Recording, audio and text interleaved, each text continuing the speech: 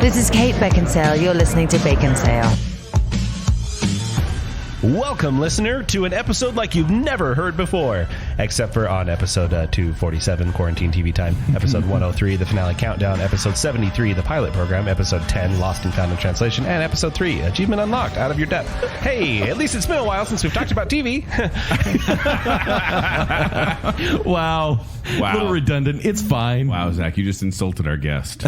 I'm very offended. I've never been on for any one of these shows, so I'm cool with it. You're here for the first time, too. Welcome to Baconsale. I'm Joel. I'm Kent. And I'm Zach. And we'd also like to welcome our guest, Brayden Winterton. He is a patron of Baconsale. He's a friend of ours, and we're happy to have him here on the show. Brayden, why don't you introduce yourself a little bit and tell the listener about who you are? I'm Brayden Winterton, as was already stated. I'm from Utah, live down in Santa Quin, so nice. A ways away from the Bacon Cave. Yeah.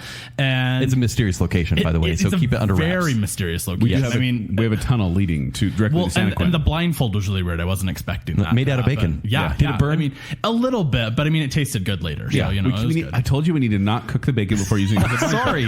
I told you that. Raw bacon feels wrong. At least let it cool down, right? Yes. I mean, that was a little rude. Next time. Jokes are cute. And love Baconsale. Been listening to it for a little over 2 years now. So nice. It's good stuff. Brayden approached us with an idea for a show. We're going to be talking here in a little bit. But before we do, we'd like to thank you for listening to our last show. Oh, yes. Our We Ate Everything at Subway show. Boy, did we. My favorite thing is in other food shows, we talk about food and we go, oh, we're so glad we're done. That was so gross. And then day of, everyone says, hey, I went to Burger King. Yeah, hey, what you talking about? I went to Wendy's. We're like, why? Why did you do that? Did people do that this time around? I did not see one single comment from people saying, oh, after you talked about Subway, I went to Subway. Almost every comment was like, oh, yeah, I don't eat there either. And I'm like, but we ate the whole menu for you. Yeah, I'm going to continue not eating there. I think on Twitter at Foxes had a funny one. This may be the first We Ate Everything episode where I actually feel bad for you guys.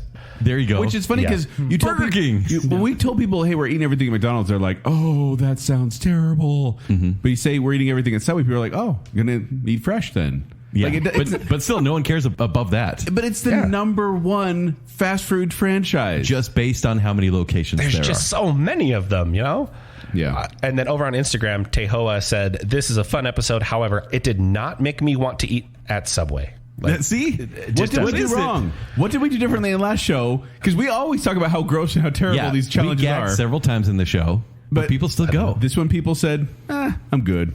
I really also appreciate, Joel, when you put it out on the social media, you asked, what's your go-to order? And then Tim Behunin said that his go-to order was the Thanksgiving sandwich at Capriotti's, which is just a totally different restaurant. Yeah. We thank you for your feedback, and we look forward to possibly doing another menu quest down the road. Yeah. We'll see. We got to take a break for a bit. We're compelled. Yeah, we are. But because we have a guest here. We have time for a question. Yes, we do. So, Brayden, you've listened to Baconsale before. Yeah, once or twice. We're going to ask you a series of 11 questions.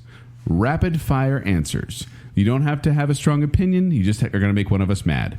So, both of us mad, most just answer likely. as quickly as possible. Are you ready? Absolutely. Which is better, Karate Kid or Karate Kid 2? Karate Kid 2. Wow. Which is worse, Star Wars Episode 1 or Star Wars Episode 2? Definitely Episode 2. Do you rate movies using stars or letter grades? Stars. Which is the more America movie, Rocky IV or Independence Day? Independence Day, hands down. Not hands down. Go hands ahead. Down. Is Nightmare Before Christmas a Halloween movie or a Christmas movie? 100% a Christmas movie. Buffy or X-Files? Ooh, X-Files. Okay.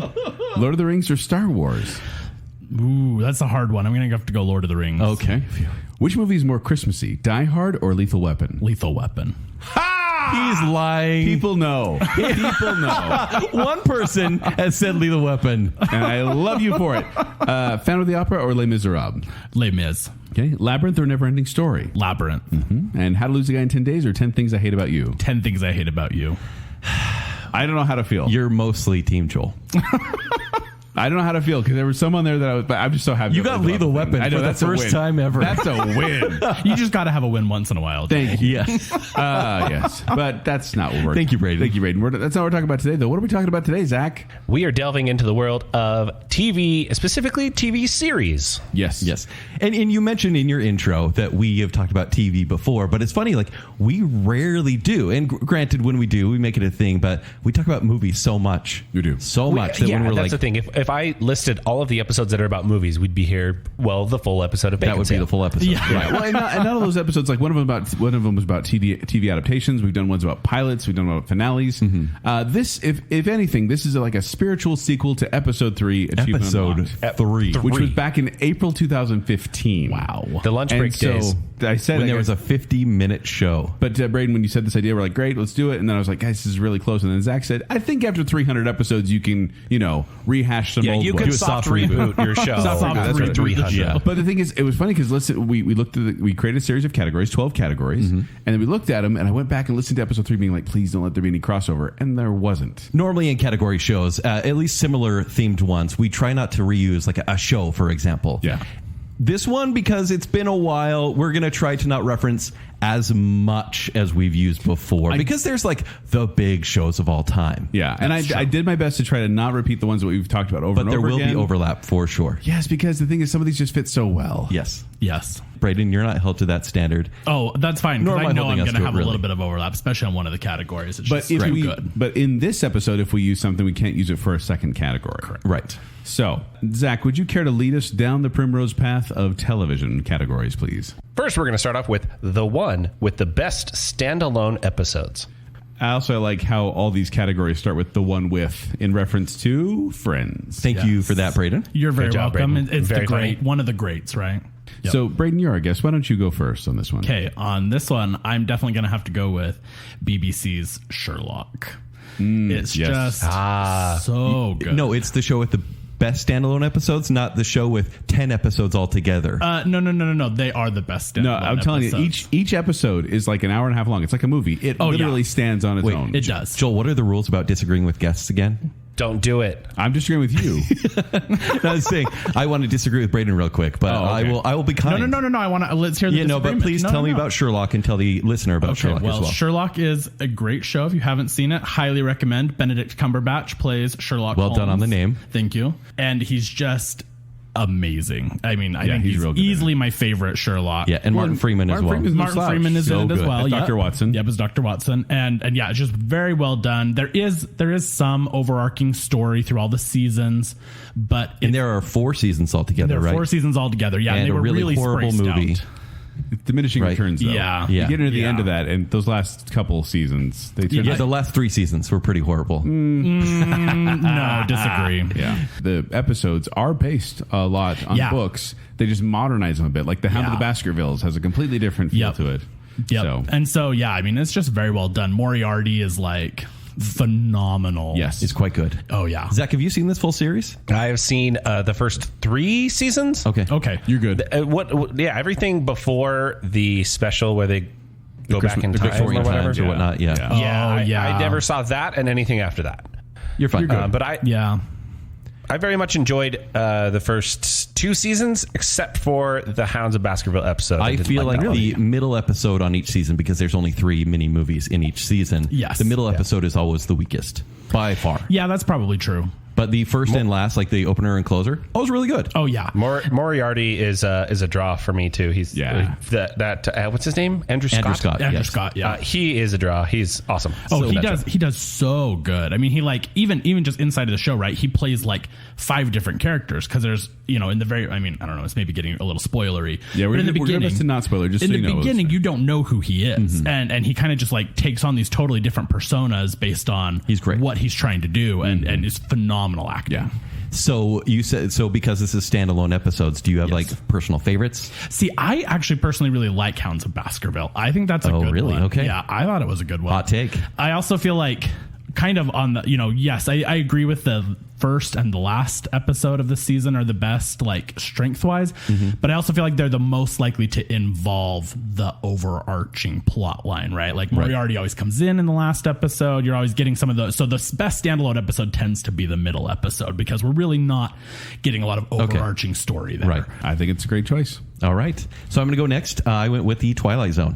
Ooh. Oh, that's one of your favorites. The old one. I almost used that one. Okay. And it's a cheat. That's because kind of a cheat. It is It's a little bit. I'm going with the straight up anthology series. I guess it is cheating because each episode is a different story. There's no That is true, overarching yeah. element in Twilight Zone. Which The is only fine. thing that continues is Rod Serling. It's a TV show. I don't think this is a cheat at all. Okay. It's a TV So show. It's okay. It's okay. It's an anthology I mean, show. it is a TV show, but it is a little cop-out-ish. But I'll allow it because I love the Twilight Zone. it is very good. A few details. It ran from 1959 to 1964 on CBS. Once again, hosted by Rod Serling. He actually wrote 92 of the 156 episodes. Wow, I don't know. Did he direct them as well? He directed quite a few. There's classics like Eye of the Beholder, Nightmare at 20,000 Feet, Time Enough at Last, To Serve Man, Yes. Monsters Duel on Maple Street. I've seen these those. are all very like pop, and these are the pop culture ones that everyone knows. But Yeah. there's some hidden gems here. Even the ones that are pretty lackluster, there's always kind of a sort of moral to the story. Exactly. Yeah. And they may be ridiculous, obviously quite dated, but there's like this natural sort of beauty. Maybe it's the black and white element, but Twilight Zone has the best standalone episodes. How about you, Joel? Well, we've already kind of talked about it. I'm choosing the X-Files. No, there we go. there you go. We did a whole episode of Buffy versus X-Files, but I just wanted to give some love now because every episode of the X-Files is like a mini horror movie. And there are standalone episodes where you don't need to have any sort of knowledge about, Mulder's sister or the Black Ooze or the cigarette smoking man. You don't need to know any of that because you can just jump in and enjoy an hour-long horror movie. Or How 45-minute much horror movie. of the series, percentage-wise, would you say are standalone Monster of the Week compared to mythology episodes? Oh, geez, that's difficult to say just because I didn't do the research. But if I had to guess, I'd probably say it's like 60% standalone, 40% mythology. And what do you prefer? I loved the mythology when I was watching the series and seeing things unfold. But for rewatchability, I go back to those standalones all the time. Yeah, me too. And I mean, some favorites of mine. Detour. Detour is So a good. fantastic one. Bad Blood it Yep. has Luke Wilson and vampires. It's a great episode. Jose Chung's from Outer Space. Squeeze. Drive. Squeeze? Squeeze So is good. creepy and Tombs. And then Drive has Bryan Cranston in it. Which that was the episode that made them realize that Bryan Cranston could do drama as opposed to just being a goofy dad and Malcolm in the Middle. But this is one I feel like even if you aren't a fan of the series, you could just pop in on these certain episodes and they have them ranked out there. You could literally Google best standalone episodes X-Files and just watch those. It's like a fun, scary Friday night. Yeah, and they're short too. Like this is an hour, like less than an hour, and you're watching this mini horror movie, and they're not overly scary. In this TV-14 general area, most of them are pretty tame. Occasionally, you'll get like ones like Home, and that will disturb you a little bit. But I highly recommend watching this. It is on Hulu currently. You can watch it there. Cool. I know it used to be on Netflix, but it's not there currently. So yeah, X-Files, great time. choice. I did not go through this list and make official picks, but I will give an honorable mention off the top of my head. It'll never be talked about on this show, but I think Star Trek: The Next Generation, I can pick up anywhere in that It'll series. and never be enjoy it. talked about on this show. You just Never. made so many Never. people mad. Well, Yeah, it never will be. I've got to But get through the series first. That honestly, it played all the time in the break room at my job, and I would just like start watching a random episode, and I enjoy them picking up anywhere. So I'll give a little love to that. All right, next up we have the one that started rough but became amazing. Ken, So I'm going let's to start go with you. first on this one. Yeah, I'm going with Late Night with Conan O'Brien. What? Whoa. Yeah. Wow. A talk Hot show. take. I went with the talk show. I had to kind of mix it up because there are many shows, and I'm sure you guys will cover them where it's like, watch the first season, it gets way better, I promise. Like, when you're trying to be Yeah, a we've all missionary had that for a moment. show, Yeah, right? yep. But Late Night with Conan O'Brien, I'm going back through my memory banks. It started in 1993. I was 12 and went to 2009. So when he started the show, he was a writer for SNL and for The Simpsons. Obviously a clever guy, but was probably on SNL for maybe 40 seconds altogether. Yeah. Do you guys remember, like, have the early you stuff. seen clips when he first started with Andy No. Richter? Oh, yeah. He's just young. In fact, some of the reviews say... We talk about doing a talk show. when we eventually episode. will. Yeah. But Chicago Sun-Times says he's nervous, unprepared, and generally geeky. Another critic wrote, he's a living collage of annoying nervous habits. He has dark, beady eyes like a rabbit. He's one of the whitest men ever. And I remember watching the show going, well, he's no David Letterman, because David Letterman in the early 90s was prime. Yeah. David Letterman's one of the whitest guys ever, too. Yeah, totally. Yeah. I think maybe 3 years in, Conan O'Brien got this confidence where he almost owned the awkwardness at that point, and he'd start doing like remote shots where he would go talk to just random people who didn't know who he was. Yeah. And that's where he excelled. He started bringing in weird characters that I'm not going to mention on this show at all. But FedEx Pope, you can say that one. Yeah. It's the Star Wars premiere that he had with Triumph, the Insult Comic Dog, is one of the funniest 10 minutes I've ever seen. Some of my personal favorite memories of TV comedy are from Late Night with Conan O'Brien, but man, he was horrible and awkward when he first started. So I'm just going to say it, The Office. Because it's one of those gimmies that everyone agrees that the first season is kind of rough. Kent, you actually haven't watched The Office, correct? Yeah. I know. I've seen seasons 1, 2, This and is 3. like the second sin tonight. Yeah. I mean, Second sin. We're counting them. We're Joel, counting Kent's sins. why was the first season not so great? Well, and I want to mention this too. I showcased Parks and Recreation back on episode 247, where I actually talked about how the first season was so rough and the second season even for a while. And it wasn't until the Greg Bacchidis episode that the show became, this is fun. And then it just went up from there. With The Office, it's a little more hard to pin down because that whole first season, which is only like, 6 episodes or something like that? It's a short first season, but it isn't great because they're trying to mimic the British comedy. Have you seen the British Office? Yeah. Yeah. Word for word almost. I think the British Office excels because David Brent is a different kind of character than Michael Scott. And Yes. British audiences have a different and it's meant to be kind of a deplorable comedy element instead of hilarious like we Americans are used to. Yeah. And we couldn't Yeah. pull it off. Exactly. We needed a hopefulness, and they just don't in British humor. Like it No. can always be awkward, it can always be mean, and it can live there. But Yes. there doesn't need to be redeemable qualities. But in American television, there does, and it took a while for them to convert that. Yeah, well, and that's just it. It's like the first season, it is a very mean-spirited Michael Scott with a different hairdo.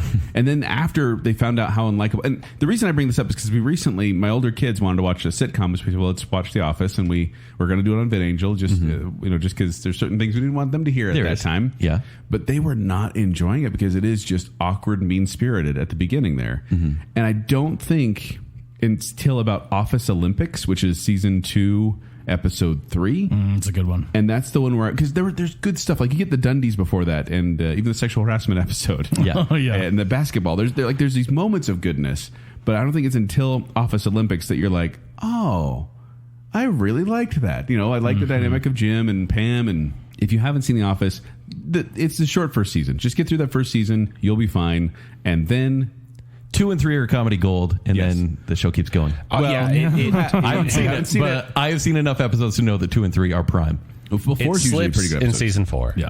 A little bit. And then it dies in season 5. You don't have to watch anything after season 5. Well, one day I will finish the series. And I did talk about this before, but I feel like in the finale's episode, because as much as it stumbled and just messed up as the series progressed later on, and everyone became a caricature of themselves. They weren't characters anymore; they were cartoons.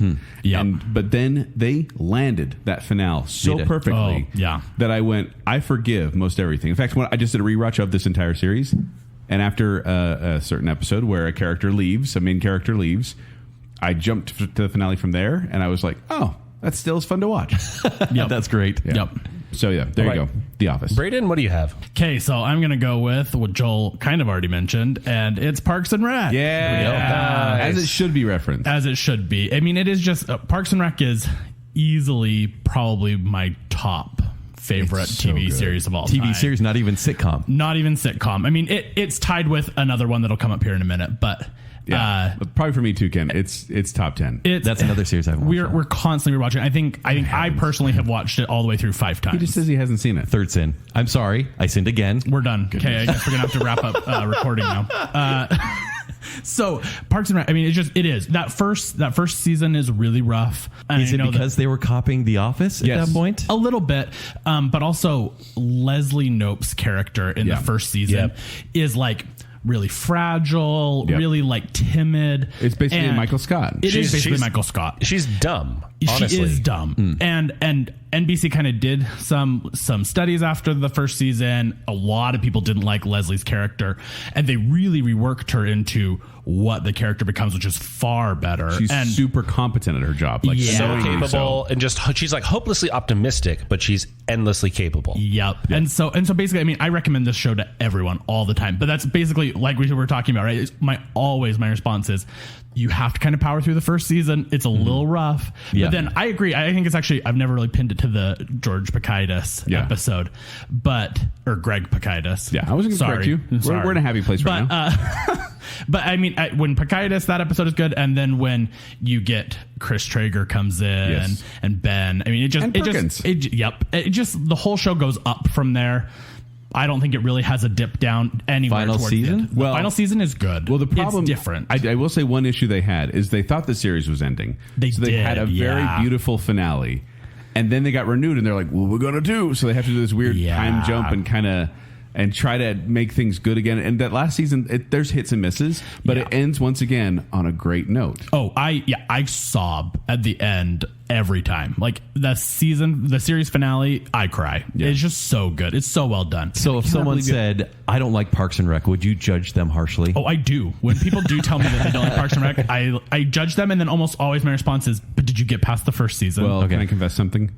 I may have made my brother-in-law hate Parks and Rec. Oh, no, Because Joe. I was gonna say, okay, we just gotta get through the first season. He'd never seen it. I said, we just gotta get through the first season. So I made him binge watch. He wanted to watch something else, but I made him binge watch the entire six seasons. Wow, it's like, whoa. The first 6 episodes. I made him binge through those while we were on vacation together. And then they were just not as good, and he wasn't liking it. And so then the vacation ended. We never got to the good stuff, and now he doesn't want to watch it because I made him. Yeah. I think that is a great choice for started rough but became amazing. Now let's move on to the one that's basically the opposite. The one that went too long and or ended poorly. Well, this was difficult for me because some went on too long, but like The Office, they ended okay, and others ended poorly, but they Well, were. it doesn't have to be both. It can be short. went on too long or ended The up. Office definitely went too long. But I went up with both, one that fit both. Okay. And I chose 24. Ooh. So I already talked about. I was going to say I already talked about How I Met Your Mother and another episode, and I bashed on it so many times, but it is one of the worst finales I've ever seen in How I Met Your Mother. That's a good one too. But 24 was one of those shows that when it came out, it was revolutionary. So if you don't know, plot is Jack Bauer races against the clock to subvert terrorist plots and save the nation from ultimate disaster. It stars Kiefer Sutherland. That's all that really matters. yeah, he's the only one, right? This was on Fox, and it went from 2001 to 2010. There was a revival. So are you bringing the rival into ended poorly, or is it just the Kiefer Sutherland years? Well, Kiefer Sutherland still is the revival, and not the other one. There was a reboot with a different character with no Jack Bauer. I'm talking only Jack Bauer stuff. There was like Live Another Day was the name of that one, the extra one with Jack. So this one had 8 seasons and Live Another Day and 204 episodes. And I like to break this up into sections because 1, 2, 3, that's a trilogy. You can pull that out, and that's your 24. Mm-hmm. In 4, 5, 6, they change the story, they get new characters, and it kind of revamps things, and they're still good-ish. 6 is where it died for me. 6 is one of the worst seasons ever. Yeah, like 5 is where they should have ended. I agree with you here. It was incredible. Chloe. It was incredible. I think season 7 is a redemption of sorts. I believe it's 7, not 8. I think it's called 24 Redemption, isn't it? There we go. I'm brainwashed. No, but I do feel like it definitely 6 was a misstep. Backing up again, this show is set in real time. So, like, meaning it's each episode is an hour, and it's an hour in the TV series. When they say, I'll be there in 2 hours, two episodes later, they'll get there. And the real time thing is such a fun gimmick. And it got kind of played out when you get into later seasons. Yeah. And especially 6 when... So he's always trying to stop a terrorist threat. Yep. Season 6, there's a nuke that's going to go off. It goes off like 4 episodes in. And then honestly, it was like the writers went, well, now what do we do? And so then it just goes nowhere. And then he eats a that. sandwich for 2 episodes. Yeah. It's a big sandwich. You never see Jack Bauer eat in the entire series. But I loved 24 when it first came out. We would binge watch entire series in one 3-day the weekend. Stress that happens when you binge this show. We had cardboard tubes that we would hold. This is back in college. We'd have like cardboard tubes from wrapping paper or whatever. And whenever something crazy would happen, we'd like just start hitting the couch. We're like, oh! no. And that was the way to deal with That's all the stress. awesome. But I mean, you get characters like President Palmer, who I know he's not a real person, but if he were to run for office, You'd vote for him. If the actor run for office, I'd Me vote for too. him. And you get like, But his wife? Oh, that's dangerous. well, Sherry Palmer. Yes, I'm we started on that, and then you have characters like Chloe, who's this constant in Jack's life that he needs, and Yeah, and Kim, she has great plot lines as well. Kim is a cougar, and so, but yeah, I feel like it went on too long. It ended poorly. Like it just the last 2 seasons, I'd say. Well, 6 was bad, 7 was good enough. They just and couldn't bring it back around to its glory days. But then they try to do even with the revival. I watched it, and I'm like, no, like it was better. I don't know when they could have ended it. Probably at 7, 5. I think 5 would have been perfect. Yeah, 5 would have been better because he wouldn't have had 6. Yes. 6 was bad. Sorry, I'm getting into the weeds here. You watch this on Hulu or Amazon Prime. It is out there. If you haven't seen 24, watch just the first season because just the real-time element of it is so much fun. Yeah, it really is a fun gimmick, which I feel like is right. Your difficulty is finding a story that only takes 24 hours. And so I feel like that was just going to play out quick, fast, right? And I love how the episode titles are like 1 a.m. to 2 a.m., 2 a.m. to 3 a.m. Yeah, like they couldn't get more creative than that. Yeah. I really hate those episodes where they're just sleeping. Yeah. So it is irritating. It's just Jack Bauer sleeping in his bed for an hour. Should be. But the thing about it is, too, like, this is just, I mean, you think about it, it's only 8 really bad days for Jack Bauer. The rest of his time, really bad fun. days. Really bad. Yeah, horrible days. Yeah. He dies like a couple times in the series. Anyway, Brayden. Okay, so I'm going to have to steal from your last pick, which is The Office. Way too long into Portland? So it just went so too long. So, I mean, you mentioned there's a pivotal moment, season 5, I think, when a character leaves. They should have ended it there. Because I'm pretty sure people know he leaves. Michael Scott. Michael Scott leaves. There we go. We're gonna say it. Spoil We're gonna away. say it. If you haven't, if this is a spoiler for you in The Office, Buy a it's your own TV. fault at this point. We didn't say that Yeah. he got hit by a camel. Okay. So what happens? That was a plot twist, let me tell you. Oh, yeah. Just right out of nowhere. Yeah, oh yeah. But I mean, it just like Steve Carell was just like so pivotal to the show, right? And not only him, but the character as well, right? Of Michael Scott. And so when he left, they tried to do the whole, like they did that 3-episode bridge with Will Ferrell, which was painful at best. Yeah, Vickers. D'Angelo Vickers. Yeah. Yeah, and then they bring in Robert California. I just cannot stand Robert. And I think that's largely the opinion of everyone, right? Is Robert California is not nearly the same character as Michael Scott. They try to make him fit a similar role. It doesn't work. And I will give it with the caveat of, I do agree, the very last episode, they nail. It's beautiful. It's done extremely well. Yep. But every single episode from the moment Michael Scott leaves until that last episode is just horrible. And especially that the last season, they like, I don't know what to consider. It's not really breaking the fourth wall because it's really like fourth wall in the show, right? Because the whole time they're filming a documentary, people start getting involved, and then in the last season, all of a sudden, the documentary people, the cameramen, are getting involved, and so it's just like weird. It's like they totally changed the dynamic of the show because now all of a sudden we see these people. I feel the crux and what really worked for the British one is Tim and Don, who are Jim and Pam. They were the heart of the story, and when their story wraps up, the story wraps up. And so in this one, Jim and Pam, when things go a certain way, you're like, how beautiful. Wait, now there's issues? Yeah, which is the other worst part of the last season, right? I mean, they threw in this drama. I mean, I don't know. Are we considering that part spoiler too? Yeah, we can leave it there. I mean, they just add in all this drama and it goes poorly. And I actually recently read an article where the directors wanted it to go further. They wanted more drama and were surprised when everyone was really mad, which is just like such a shock to me because who didn't know that everyone watched The Office for Jim and Pam, right? I mean, like that was the whole story. And so it was such a disappointment because it's such a good show up until that point, and it's bad. Make things right. Just watch The Office. I know enough about it, though. I know everything about it, though. But just Joel, watch it. he needs a girlfriend for... I've got so many shows that I need to watch when I get a girlfriend. Why do you need a girlfriend to watch The Office? Well, because come on. Why would I watch something like that without the benefit of like cuddling? Ken, there are parts when you don't want to date nearby. Yeah. Because it's awkward. Okay. Yeah. I watch Game of Thrones with dates. We covered this already. Yeah, see, so I think you're wasting your time on the dates then. You need to be watching Parks and Rec instead of Game of Thrones with your Probably. dates, right? I mean... All right, so my show that went on too long, and that's where I'm staying, The Simpsons. Oh, yeah. I mean, that ended in 5 years in the future. I was going to say, a.k.a. It's going been on renewed for 2 more seasons at the very will least. end poorly. It definitely will. But you better because believe I'm watching that finale. Oh, we all are. The whole world will, But right? but it's funny because you wouldn't have watched 20 years of the show previous to the finale. I hit and miss episodes. So this is 32 seasons so far, 706 episodes. And it's funny because people have charted the decline of The Simpsons because had this gone 9 seasons, probably would have been my favorite TV show of all time. Because when we were kids, this was the show to watch on Sunday nights, even though your parents didn't want you to. Well, it started with my parents not wanting to. By the end, we were watching it all they together. enjoyed it, right? Yeah.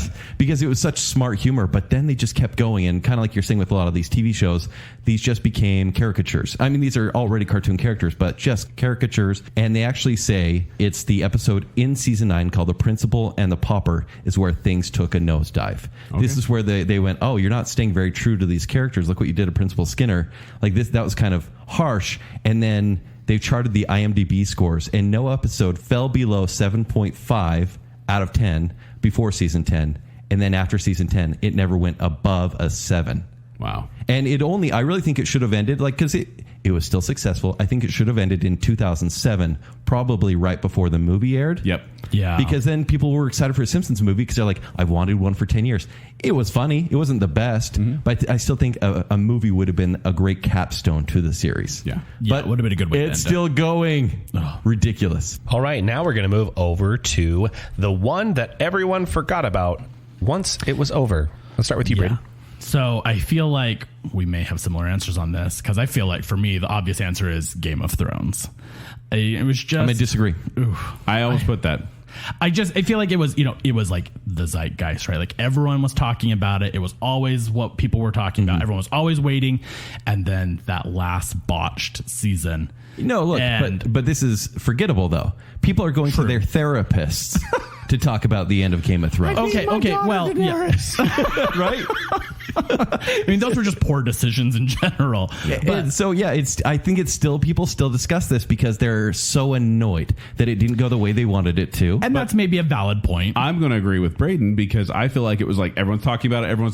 No one's talking about it. Right. Yeah, I mean, it was like, it kind of switched immediately to, we're not even talking about how bad it was because everyone just like is collectively agreeing to forget that it happened at this point, right? Well, because it was one of the greatest shows on television. Yep. Like monetarily, the characters were amazing. And now people are like, oh, yeah, but the aftertaste. Yeah, right. I mean, that's the thing is, I think the aftertaste has ruined the whole thing versus like, something like we just talked about The Office, right? The aftertaste has not really ruined the whole thing. But for Game of Thrones, it seems like that final season has just ruined it for everyone. People don't really recommend it anymore. We don't talk about it, I miss it. I miss those Sundays where I could get excited for episodes. Yeah. Well, I mean, and as far as like George R.R. Martin, right? I mean, basically everyone's convinced he won't ever finish the series at this point. And I don't know how you could, right? I mean, the series has ruined it for the books, right? I mean... but now he knows what not to do. Well, that's also valid. But I mean, I just don't know he'll ever finish it. But yeah, I think that's the one that just everyone forgot about, or at least forced themselves to forget about. Blocked right? it out. It may not have been passively, but they've purposely blocked it out. We don't talk about it anymore. Yeah. As a person who's never seen the show, I will never watch it because I know it ends poorly. All right, what do you got, Kent? I went with Heroes. Yeah. Because if it was 2006 and I said, guys, Heroes, you would have been like, oh, yeah. Save the cheerleader, save the world. Yes, exactly. But you make that reference now and everyone's like, what? What? That stupid show that was only good for one season and not even good in the season finale? Yeah, because the thing is, it was like a burning star, like a supernova. It was just like this big, this is amazing. Oh, it's gone. This was the magical time of TV 10 years previous to streaming, where you had these shows that were more so mystery box series, like Lost. They were trying emulating Lost. Yeah, and then you had Heroes, and these first seasons, Prison Break around this time too, where you're like, I'm captivated by this. It feels like a movie story idea, but stretched over 22 episodes. And Heroes just nailed it with amazing characters up until the end of the season. And then that led into the writer's strike, and where a lot of things went wrong with TV in general. And they could never pick it up. And by the time 3 and 4 aired, it was dead in the water. This started with, there was about 14 million average viewers for the first season, and it got down to 5. And I'm surprised it was that high in the final season. They did do a reboot in 2015. It was a 13-episode miniseries. Okay. No one cared. Yeah. No Seems one about cared. right. And so the studio wanted people to remember it, but no one wanted to remember it. In fact, this ended on a cliffhanger. No one's saying, "Oh, please revive that so I can see what happens." No one cares. Well, I mean, I think even our reactions show how much we forgot about it, right? Yeah. I mean, Yeah. it was like you just unlocked a memory for me. I didn't even remember, that had ever occurred. That weird music they had. What was that? That was the Heroes music. They had the music. Real Heroes. Don't you remember that? The return to innocence. Ancient lamentation music? It totally Was this Wonder Woman 1984? Yes, it was. Yeah. Or Justice League? That's what it was. Oh, Amazing. man. All right, Joel, what do you got? Remember Mad About You? Oh, yeah. That's... So Mad About Listen, You... I'm not 50 in the 1990s, so no, I don't remember it. So Mad About You was on Helen from... Hunt? Yeah, Helen Hunt and Paul Reiser. The synopsis here is Mad About You centers on the trials and tribulations of a married couple living in New York. Now, the thing about this was, not just some run-of-the-mill show. This won 4 Golden Globe Awards and 12 Primetime Emmy Awards. Hugely successful. This was hugely successful. This was like the classy time of must-see TV. It was, and like this was around the time when it was. Well, it didn't give. Cheers birth was to- still going. Yeah. Frasier was starting. And this ran from 1992 to 1999. And some people say this helped give birth to Friends because Ursula, the waitress, Oh, yeah. ended up being Phoebe's twin. And it was kind of this joke that she was on both shows. But you can kind of give that to Mad About You, right? Yeah. But I remember very specific episodes. I remember specific jokes. I remember watching this show I avoided this pretty show. regularly. No one talks about it anymore. There was a revival, actually. There was? Yeah, in November to December of 2019. There was a small revival season. But I don't know if anyone watched it. No one talked about it. But I remember loving That About You, but everyone's forgot it now. All right, now we move over to the one you never thought you'd like, but you did. Let's go with you, Kent. Time for the most controversial answer of the episode, gentlemen. Uh-oh. It's The Bachelor. I thought you were going to say the OC again. I was going to say the OC again because I love the OC and I fought it for years, but it's amazing.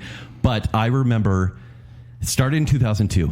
This is when I was in college. And I remember going to some girls' apartments and being like, I'm going to go flirt with these girls. This is going to be freaking awesome. I talk like a 15-year-old love in that college. voice, yeah. Yeah. I wasn't cracking my voice at this point. But I'd go over and then I'd be like, oh, they're watching the worst reality show ever. This show's so trashy. Oh, the drama, ridiculous. And then I left. And I didn't discover what The Bachelor was for like a decade. It's been going. The Bachelor itself, 25 seasons. The Bachelorette, 17 seasons. Wow. It's very popular. Very popular. And so I left and I missed out on these opportunities to cuddle and watch The Bachelor and reap the rewards that brings. Rewards, because this is like watching a Hallmark Christmas movie where you don't really need to watch. You just need to kind of hear what's going on and then be there for the final rose ceremony. The reason I really dug into The Bachelor is, and I feel like it's one of the few shows that's actually still on network TV that is funny to watch, like ironically in a way, but because I am in awe of what the editors and producers can do to make something so stupid, so trivial, seem so dramatic at the time. Yes. Yeah, just a close up on the face. Yeah, and they pull like these different parts from different time periods, and they try to create this drama, and there's always an ambulance involved, and there's always hurt feelings and people that aren't there for the right reasons. I'm like, how have they used the same formula and they still find success? And I'm in awe of the show. In fact, if I could work on the show as a producer or editor, I would. Or as a bachelor. Let's go. I mean, all day. I mean, if that's what it takes to get him to watch Parks and Rec. But I need abs because they get in the hot tub all the time, and I don't have abs. Yeah. Well, wait for a bachelor dad bod. I volunteer. So, out of the many seasons, how many would you say you've seen? I've never seen a full season of The Bachelor. What? Never have. But I have seen probably, let's say there's 12 episodes in a season. I've probably seen maybe 2 of those. And I've never seen, I'll take breaks, like years breaks. But then some lady will be like, hey, you should watch The Bachelor. I'm like, you know what? I'm going to give it a shot. And I'll watch like 2 episodes and then be like, I'll catch it at the end. So I've probably only seen maybe 3% of the actual full series, but I enjoy it when I watch it. See, I appreciate your recommendation here because certain people in our household haven't been willing to watch with me, and I just feel like I need some trashy drama. Wait, you would watch this? Oh, absolutely. But your wife won't watch it? Nope. It was sparked recently. I have a coworker who watches it all the time, and then my sister sent us a clip of the last. I think it's been maybe 2 seasons ago now with the champagne bottle. Yeah, it was a big deal and all over social media, and I was just like, oh, I just need more of this drama in my life. If in retrospect, if I could go back 10 years and start a podcast about The Bachelor, I would. Oh, it'd be very successful. Yeah. Wow. Can we Sorry, go now? Can we go forward? Can't I just have to stop you? You can't talk about No, I can keep going. Do you want to come over and watch The Bachelor with me? We can cuddle. Let's move along. We can cuddle. No, we're good. Joel, please. I need a cuddle. Downton Abbey. Oh my! So I was going to put Gilmore Girls here, but I already talked about that at length on episode 247 Quarantine TV Time. So I wanted to give this one to Downton Abbey because honestly, if I read this plot synopsis, a chronicle of the lives of the British aristocratic Crowley family and their servants in the early 20th century. That sounds like a show I like. Did you refuse to watch it at first? I honestly was trying to remember how I got into the show, and I think it was just coworkers talking about, like, you got to see this, because I don't think I would have picked it up on my own. Matthew is so divine. Lady Sybil. So this stars Hugh Bonneville, Elizabeth McGovern, Michelle Dockery. So many good characters in this. And really, that's all it is good characters because nothing happens in each episode. And there's a dinner party, and that's exactly it. Yeah. The Dowager Countess gets upset. And it's hilarious. Yeah. Like, they say something to the Dowager Countess, and she gets offended, and I'm like, that's as funny as The Office. It's not. But The Office seasons 8 and 9, though. Yes, this has, by the way, 6 seasons in a movie, and 52 episodes. TV PG, occasionally we'll get into the saucy elements, but mostly it's just people sitting around talking in living rooms wearing gloves. And it's available on Peacock and Amazon Prime and Netflix. It's out there. And I think I really got caught up in it. Like, I was totally involved in Anna and Bates, and what was going to happen between them. Yeah, and then Thomas was this jerk, and O'Brien. Oh, you still care? How dare she? And it did get lesser as it went along. I stopped at the end of season 3, and that's probably fine. Like, if you can find a stopping point, that's fine. But man, those first couple seasons especially, I was totally into it. Yeah. And I didn't think I ever would like a period drama about early 19th century British aristocrats. Second movie is coming soon, by the way. Oh. Which I will watch. I mean, I feel like you also left out the important point that's the big seller for me is that Dame Maggie Smith is in it. Yeah. And she's she's the best. phenomenal on her own. Oh, yeah. The Dowager Countess, every time she was on the screen, it was awesome. And I cannot believe I just said that sentence. I basically just equated to Fast and the Furious, where I'm just like, it's so awesome. Freaking incredible. Almost as good as F9. The next Downton Abbey movie is in space. Yes. Outer space. Yes. Downton Abbey. In space. Amazing. There you go. All right, Brayden, what do you got? So apparently Joel and I are vibing tonight because my answer is Gilmore Girls. Hey! Because, Don't say vibing with Gilmore Girls. Yeah. Not cool. I mean, we've just, the questions at the beginning, we keep giving each other's answers. It's great. So, you guys are cute. We are a cute couple, Gilmore Girls has been one of my wife's favorite movies or shows for a while. And it was always, we talked before about, we get shows that one of us will watch and then the other ends up watching a few episodes, gets hooked, and now it's another show we can't watch apart. Yeah. And Gilmore Girls was one of my wife's shows that she watched, without me. And yeah, I watched a few episodes and it's just really good. So well and done. It was not a premise that I really, the mother-daughter relationship was just not something that I really felt like was calling to me, or something that I was going to be super interested in, but it's a good story. Yeah. I mean, and it's the show is funny. It's fun episodes. And also you get, Dowager Countess in the room, you're going to have a good time. Emily Gilmore. Oh yeah. When she's in the room, it's fun. It's that same Is she awesome, vibe. Joel? She's awesome. Friggin' awesome, man.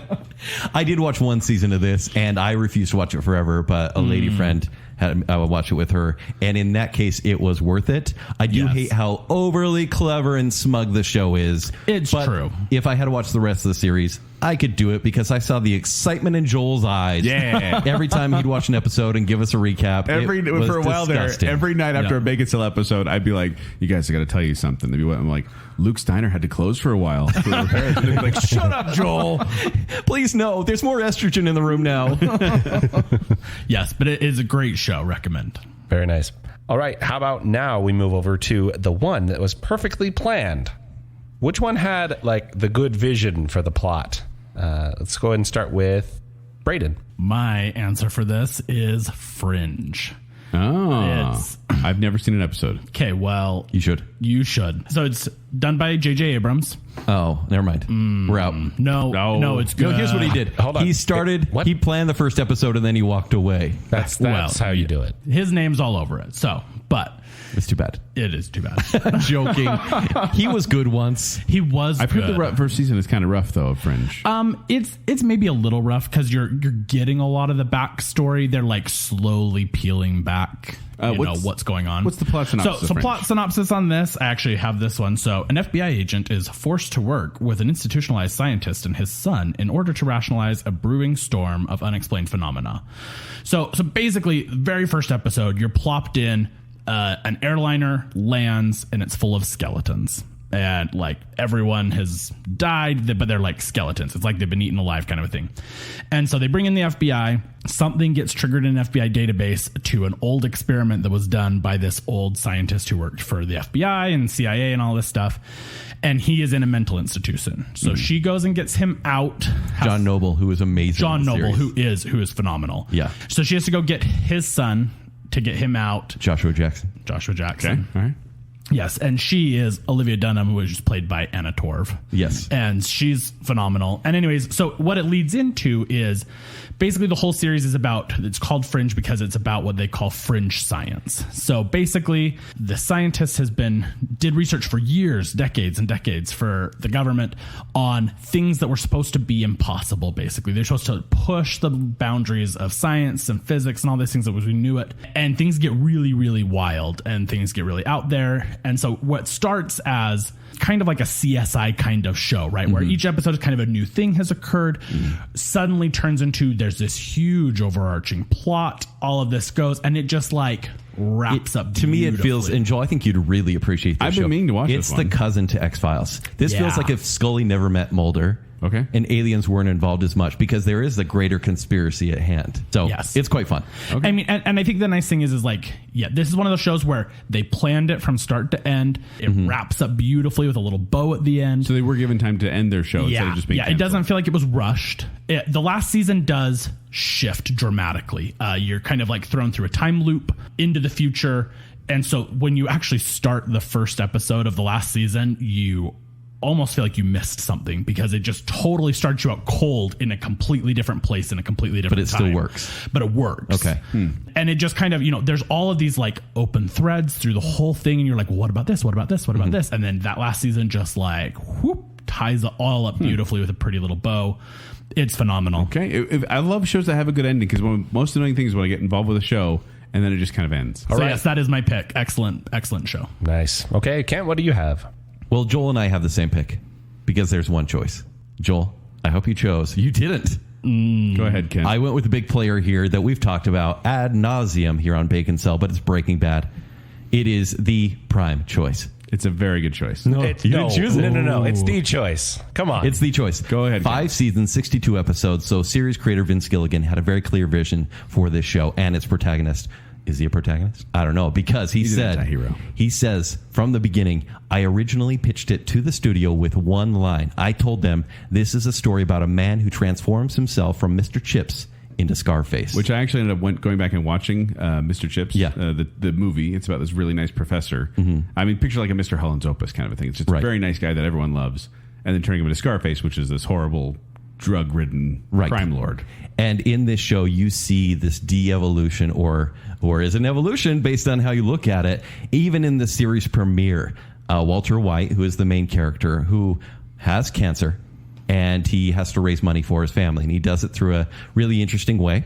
Makes some meth. I feel like I'm not spoiling anything. This is the first episode, right? It's the premise. Yeah. And then becomes way more heavily involved into the underworld. It's insane. But in the first really good. episode, he says to his students, because he's a chemistry teacher, he says, it's chemistry. It's the study of change. It's growth, then decay, then transformation. And he is describing himself at that point. And I feel like throughout the series, even through the last episode, which I'm sure people don't like. But to me, It's one of the highest rated ones on IMDb. Is it? Okay, good, because it's magical. Yeah. There is nary a weak spot. In fact, I would say first season, I'd be like, push through. You got this, because then in season 2, right in the middle, you're going to see where he becomes darker, and you're going to be in.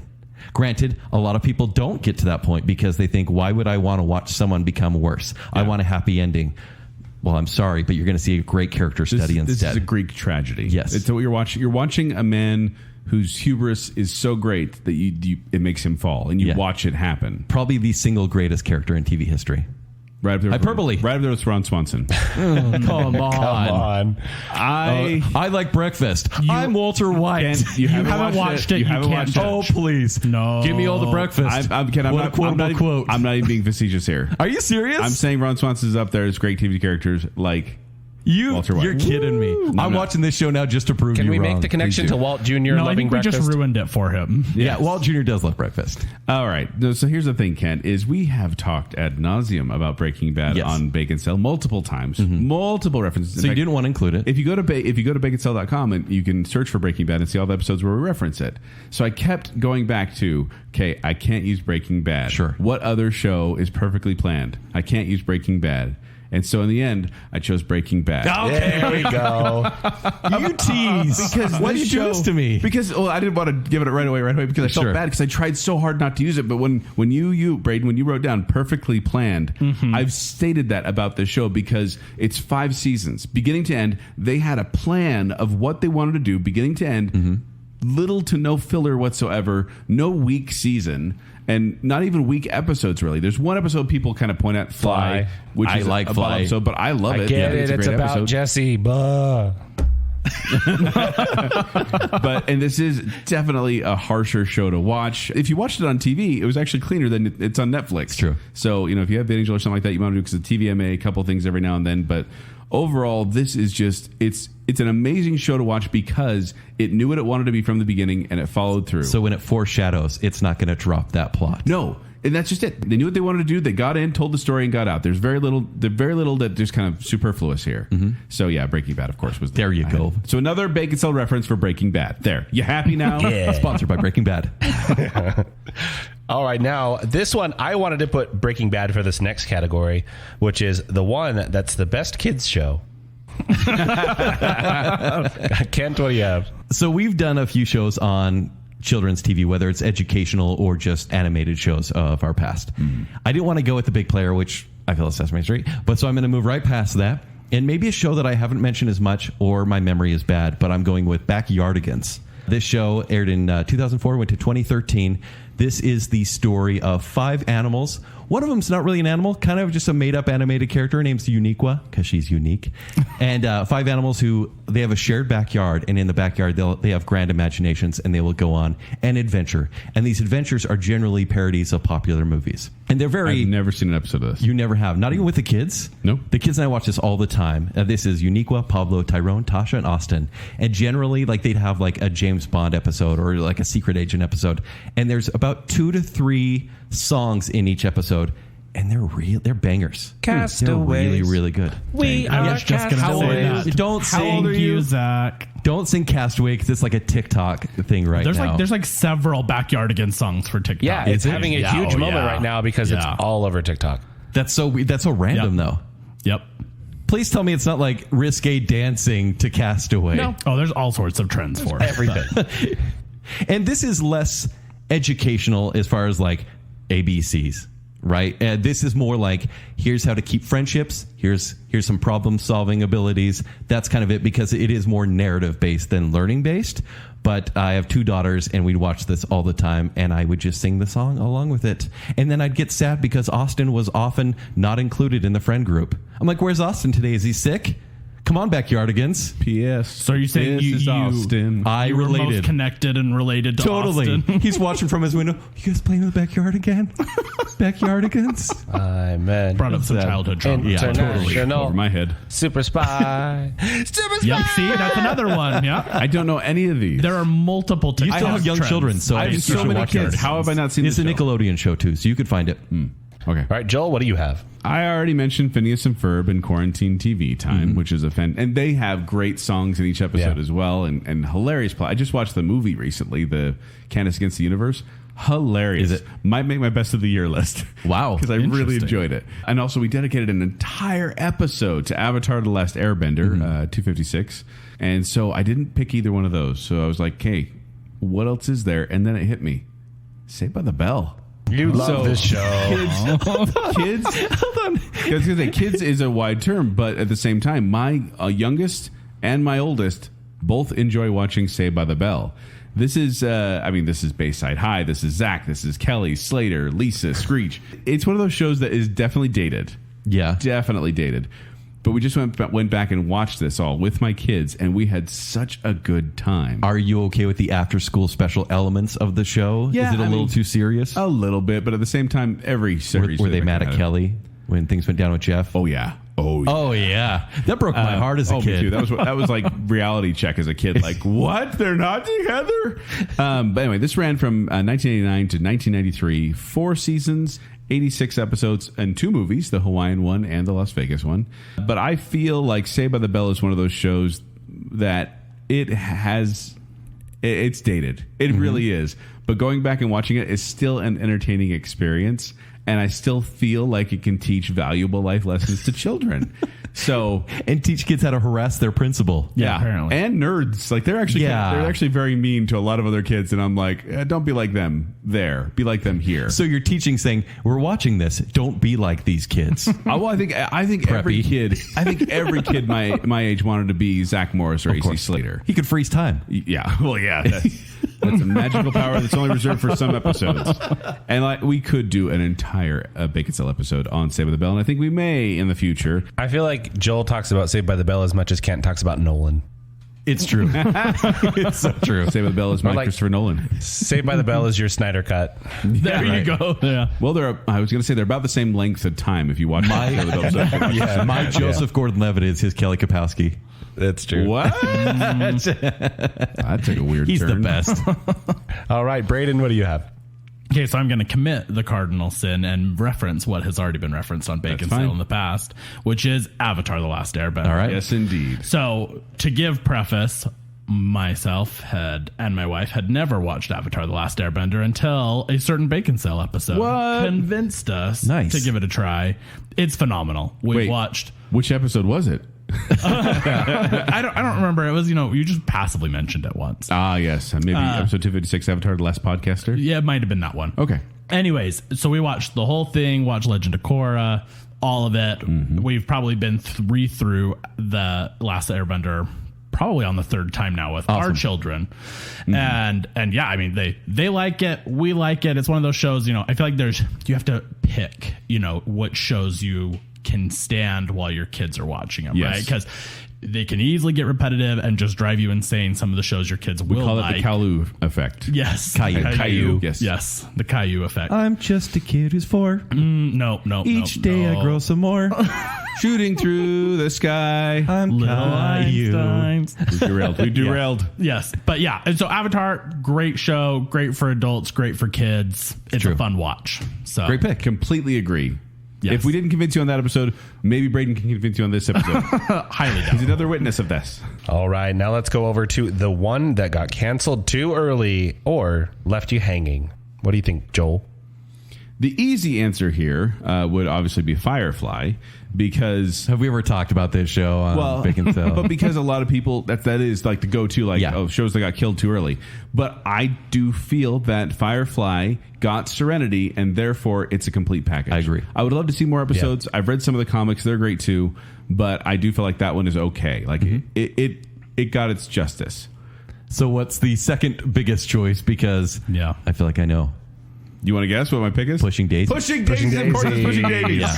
I know. I've already talked about this on episode 103, the finale countdown, episode 73, the pilot program, episode 10, Lost and Found Translation. But I want the world to know how unjust this cancellation of Pushing Daisies was. Where's your passion level on this one? Up here!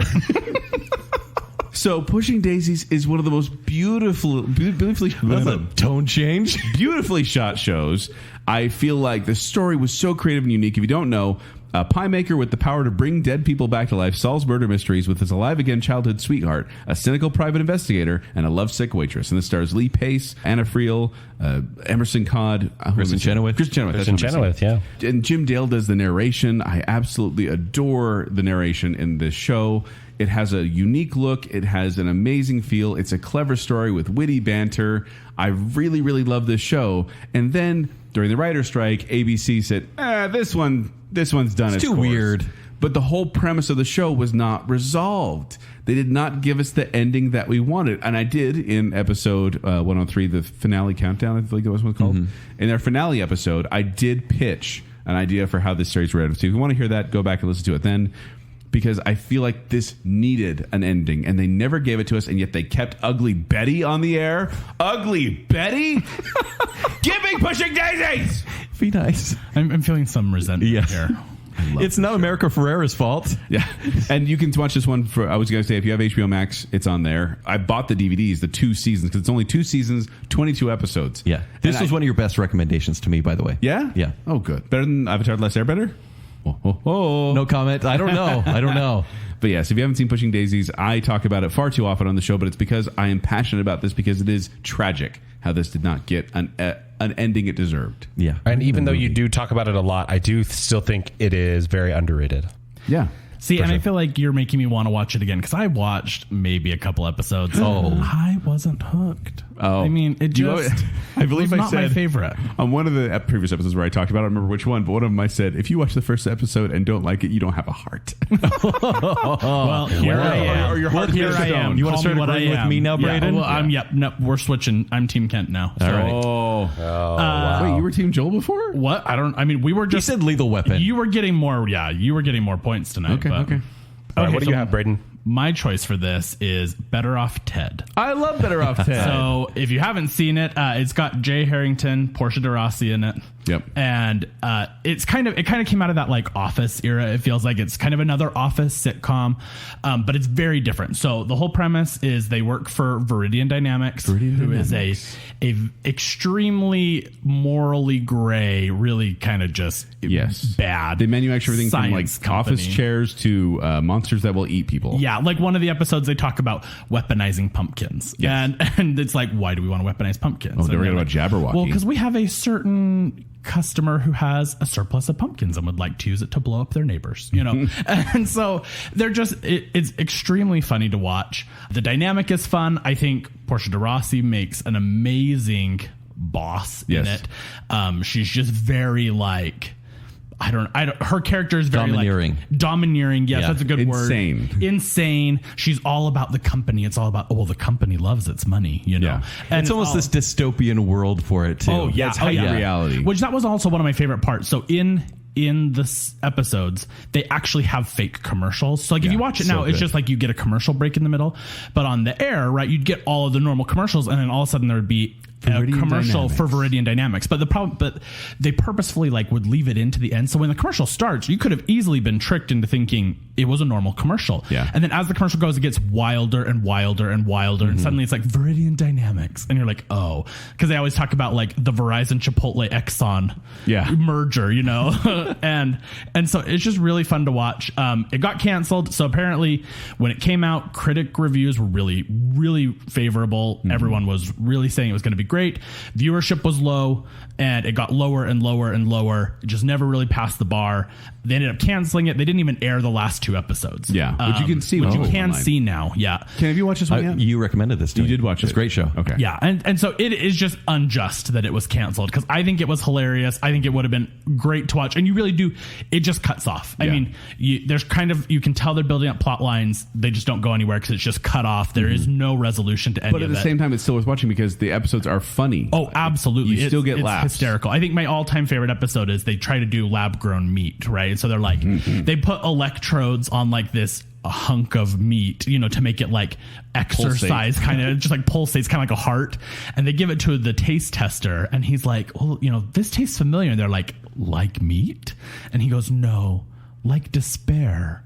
and that's, I mean, it's just like that's kind of the gist of the whole show. It's just hilarious. People should watch it and then be let down when it ends too early. Yeah, I mean, and I think I kind of agree with Joel. Even though it does end, it's worthwhile. I don't know that you really feel like you were cheated. I mean, you want more. It's joke first, story second. Yeah, it's definitely far more into that Office space where you can watch standalone episodes. It's funny. The overarching plot was way out. And I feel like it's a cousin to Arrested Development in the sense of just the tone of it. It's a little heightened, more crazy. The redheaded cousin. Which probably also comes from the there. fact that Tier 2 cousin. It's Portia de Rossi again. Yeah.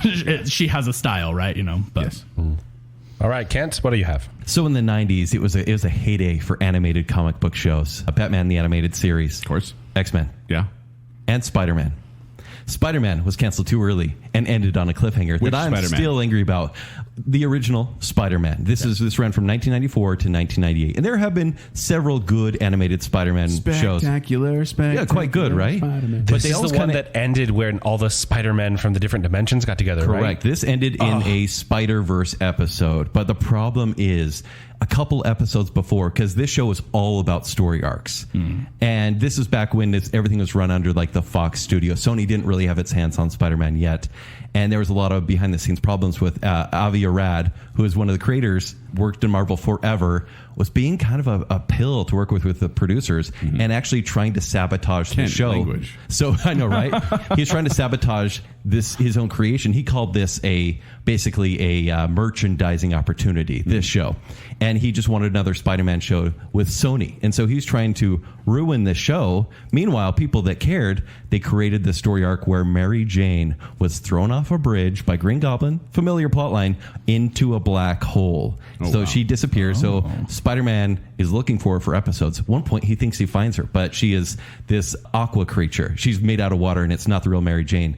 And so in the final episode, he finds Madam Web, who is, deep, dark comic lore, and she brings together, it's kind of like a Clone Wars / Spider-Verse thing where he meets all these other Spider-Men, and he actually meets Stan Lee in this episode as well. And so it seems like a closer, but he still hasn't found Mary Jane, the love of his life. And she basically says, okay, go through that portal and go find her. The end. Like Sopranos ending right there. Journey is playing at the same time. Don't stop your webbing.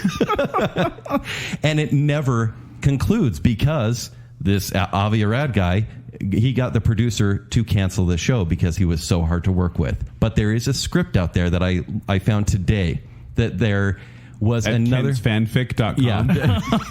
.net. We couldn't get the .com. That's right, yeah. Some other Kent got another fanfic page. And so they had planned for another season of this show, and what he was going to do is go through the portal, go to jolly old England, 200 years ago, and that's where the whole season was going to take place, and all the villains were going to be there.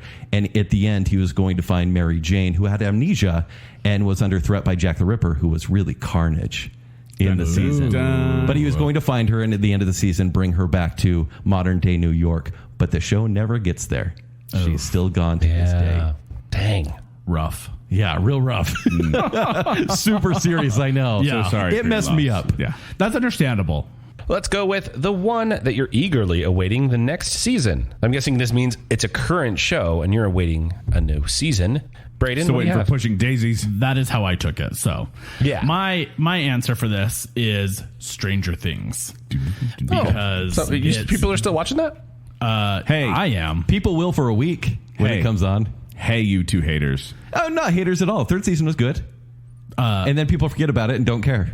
I mean, the thing. I feel like it's you could have put it under forget about, right? Because it is one of those things that's like super Zeitgeist. popular for the Totally. for the week it comes Yeah. out, right? Yeah. But I also feel like it's a show that I love. I think it's super well done, super interesting to watch. Definitely waiting for the next season. Is it because there's such a cliffhanger at the end of the last one? There is. Well, Yeah. and I don't know. I mean, I'm assuming you have seen the teasers. Yeah. And things were left off in a certain way that in teasers have been shown to not be that way. And so, wildly waiting for the next one, which I feel like Stranger Things is hard too, because we do also, it's like Sherlock, right? We wait so long in between It seasons. seems like that's a lot of TV shows these days are like, we'll make it when we make it. Shut up. Yeah. And I feel There's like 4 episodes. Yeah. Yeah, and I feel like that's largely like Netflix does that, right? I mean, that's Yeah. because Netflix releases everything all at once, so you can really fast binge it. But then they've still got to do all the production. They need to go week after week, I think. Yeah. Yeah. And if they did, right, it would at least like spread it out a little more. I think But Disney Plus is doing it right that way because people talk about it for longer. they do. Yeah. Right. I mean, because you're right. It is just like such a flash in the pan with things like Stranger Things, but it seems to work for Netflix. I mean, people keep coming back for it, but yeah, eagerly awaiting that next season. Very good show. I'll watch it first weekend it's on. Oh, absolutely. As will I. Absolutely. All right, Kent, what do you have? Dexter. Ooh. Oh, yep, that's coming up, isn't it? Yep. Now, is it the next season or is this a last grab attempt to do something good? Last grab attempt to do something good. To fix the bad showrunner, ending. who is the showrunner of the first 4 seasons, which to me is The Matrix. It's the first Pirates of the Caribbean. It is beauty. It is the only thing that exists in the franchise because seasons 5 through 8 don't exist in my mind. Yep. They're gone. Other than the fact that it has a Game of Thrones final season, worse than Game of Thrones final season, far worse. And it ruins the character, it ruins Deb. There's so many plot lines here that it destroys. And when it ended in 2013, I said, okay, well, for me, it ended with the Trinity Killer. I think you put that on your worst finale. Did I? Okay. That totally makes sense. 6 months ago, all of a sudden there's some weird teaser. Yep. Super hype. And it said Dexter, like season 9 or, late 2021 is what they're saying. Yeah. It doesn't show anything else other than him looking out a window and smiling, basically. And I cannot wait. So, like I said, the showrunner's coming back for this. I do have hope. It's going to be 10 episodes, and they call it a second finale. Basically, we're so sorry. I was good with the show, meaning the creator.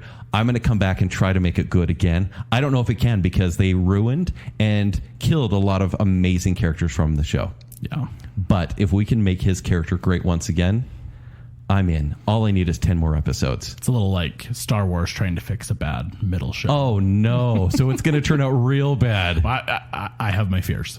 Yeah. And as we should, right? Yes. But you've already been let down so much. This is like if Game of Thrones said, hey, we're sorry. We're going to twist things a little bit. We're going to try it again. You remember that dream sequence final season, Roseanne? We're going to rewrite that. And so you've already been down in the depths. Why not climb out of it a little bit? True, yeah. I mean, I think everyone will give it a chance at least. So. I can't wait. The bar has been set pretty low. So, yeah. What do you have, Joel? So for mine, I actually picked Lost in Space. The Netflix one. Yeah. The new one, yeah. Yeah, because I was going to pick Better Call Saul because I am eagerly awaiting to see how this last season ends because I really want to see it. But I already talked about the lot on episode 3. Way back in episode 3, I said it was good. I said it was the first season was great to binge watch. Wow. And you guys mocked me because it wasn't binge watching one season. I'm like, watching one season in one night is binge watching. Anyway, but the fun thing was I was like, aha, I got a different answer. And then I listened to episode 247 Quarantine TV Time. And Jacob had already mentioned Lost in Space, but I didn't, so I'm using it. Okay. That counts. So this started in 2018, currently 2 seasons, 20 episodes. It's TV PG, like it's pretty clean. And I know that because I watch it with my 2 older kids. And the first season ended on this big cliffhanger, but thankfully we had the second season right after that because it was Netflix. We were late to the game. And then the second season also ended on another cliffhanger thing, and I'm like, I just want to know what happens because I am involved with these characters now. I've grown to really like this series. So the plot, after crash landing on an alien planet, the Robinson family fight against all odds to survive and escape, but they're surrounded by hidden dangers. Which is the same plot as the original TV series, which is the same plot as the movie.